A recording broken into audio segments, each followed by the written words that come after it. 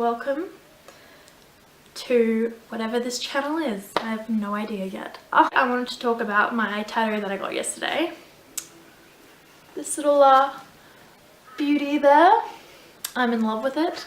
But for me it is a very, very emotional, like, massive thing. And my tattoo is a H, a calligraphy H, meshed in with a thorny vine.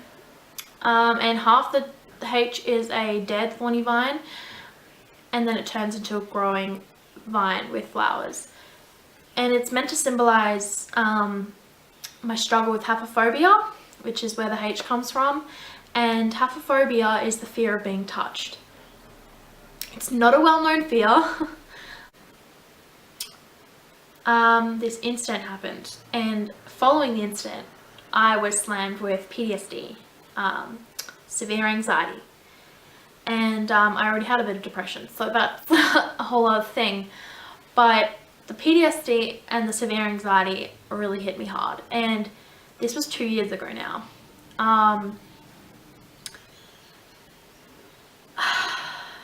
And to this day it's hard to talk about. So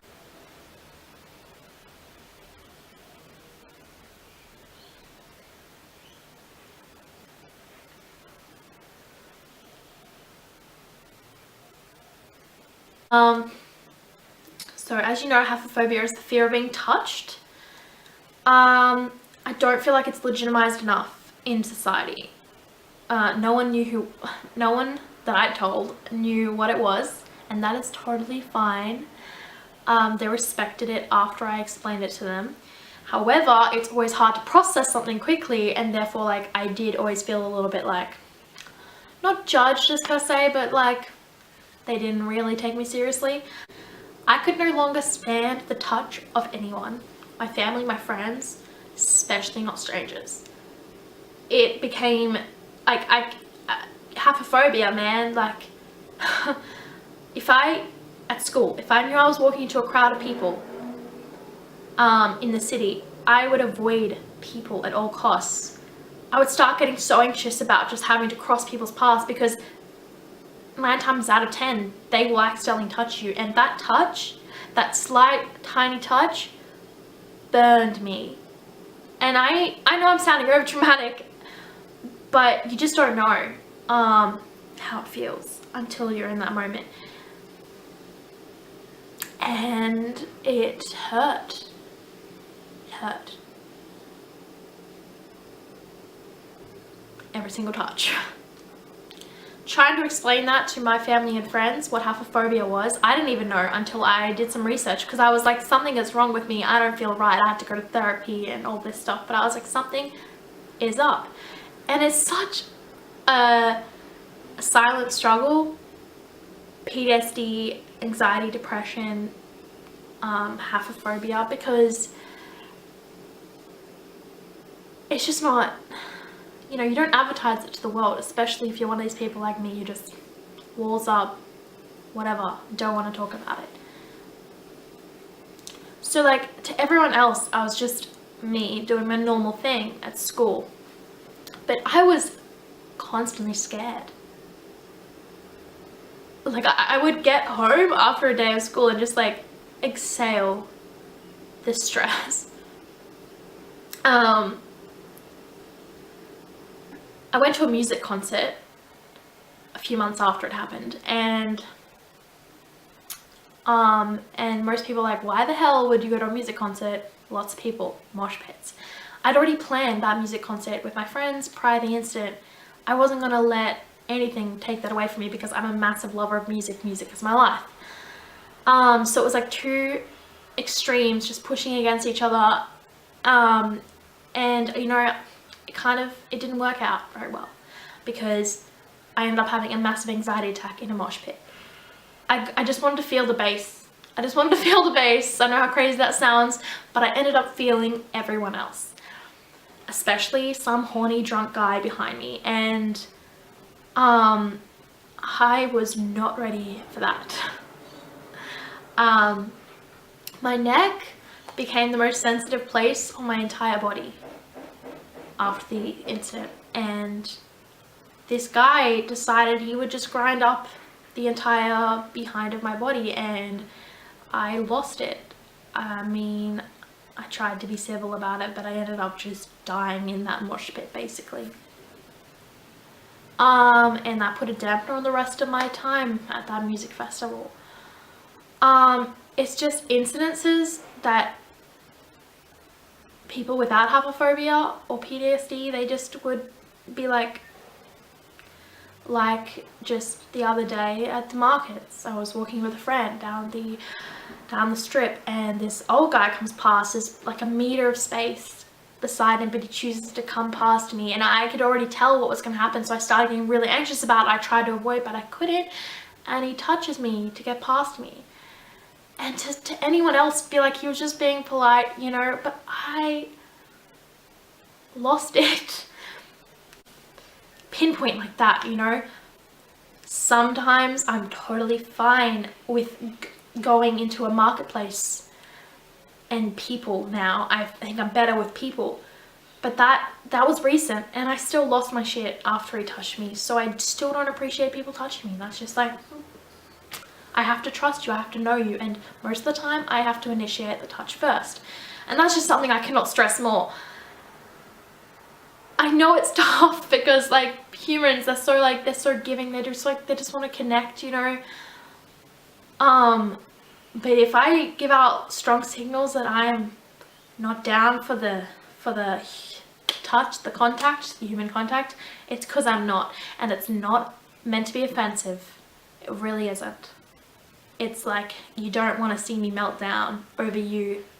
Give me a little handshake or a hug. I mean, if I could help it, I would choose not to have it, because I am actually quite an affectionate person when you're close to me. But I had to overcome it. I had to work through it. So I got this tattoo because half of it's dead and half of it's alive. And the alive half is meant to represent me coming out of this as a stronger person. I've had to go through the shit. I've had to deal with it. Like I said, it's not fixed, it's not healed. I haven't completely overcome the fear of it, but I think it's less scary to me now. Like, I can walk into a crowd of people. I just have to remind myself to breathe, you know? It's funny, I find that the people that want something least to happen to them, like someone scared of spiders, let's say, they're the most likely to get trapped in a room full of spiders. That's how I feel sometimes. Like, when I first moved up to Queensland, I was staying in an arts place, and I had to catch the bus everywhere into the city and to work, and I was catching it home one time, and I was so nervous to catch a bus on a really busy time of the day, because I know the bus gets packed, people have to stand up against each other. I hate that, as you can imagine. I had two people standing beside me, like standing up, and one was a girl with her earphones in, and one was a boy. And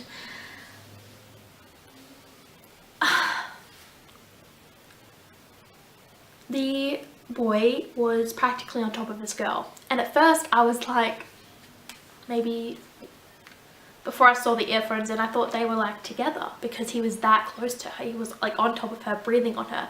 Then I saw she had her earphones in, and then I saw the look on her face, and it was like, it was beyond uncomfortable. I was so close to intervening. I wanted to say something so badly, but my anxiety stopped me, and I so regret it, because again, these situations where I feel like I can't stand up for myself or for other people, and it kills me that these people can get away with this. But eventually the girl gets off the bus, and I'm like, phew, she got herself out of that situation. That is really good. And then I started thinking that boy doesn't have a female target anymore, and I'm the closest one. And one thing with anxiety is you think the worst is gonna happen. And so I saw it coming, and so I put my bag up, and my bag was there, and I was like trying to squeeze, but it was a tiny seat. I couldn't really squeeze any further over to the wall of the bus. And I felt him getting closer and closer, and it's like the closer he got, the less I couldn't breathe. Like I froze, and I put my hand up against the pole to steady myself because I was choking. Tears were forming. I could not actually deal with him being that close. He was breathing on me. His body was against my arm. He put his hand out on top of mine, and I put it away. And that small movement was as much as I could do. And I was dying on the inside, and I was waiting for anyone to say something. Any of the people on the bus. It was a full bus. No one said anything because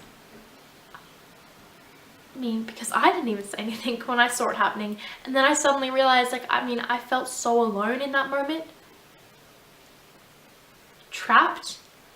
He trapped me, and I got off the bus eventually at my stop, and I had to lie on the ground to steady myself because I almost threw up and passed out.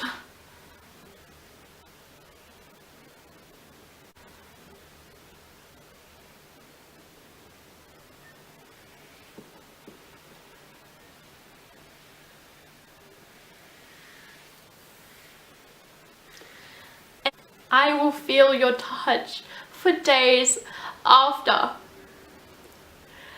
I can't stress this enough.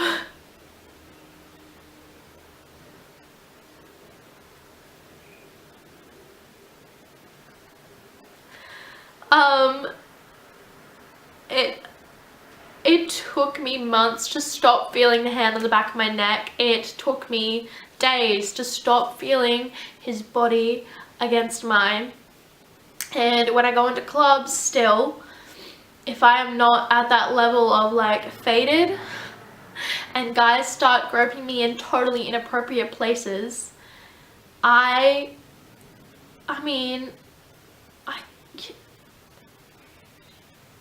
it's not right for anyone, regardless of haphephobia or not, but I just wanted to say that's what haphephobia is, and that's my struggle. And I guess this is a message to my friends and family too.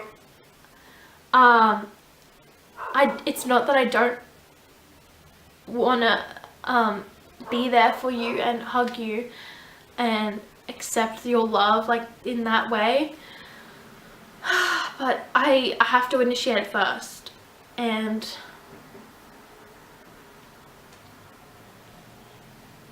so this tattoo, when I got done yesterday, the pain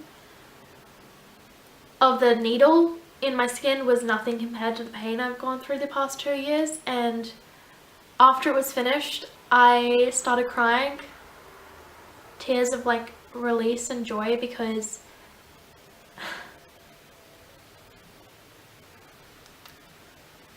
this is gonna be on me forever, just like the memories of this whole experience.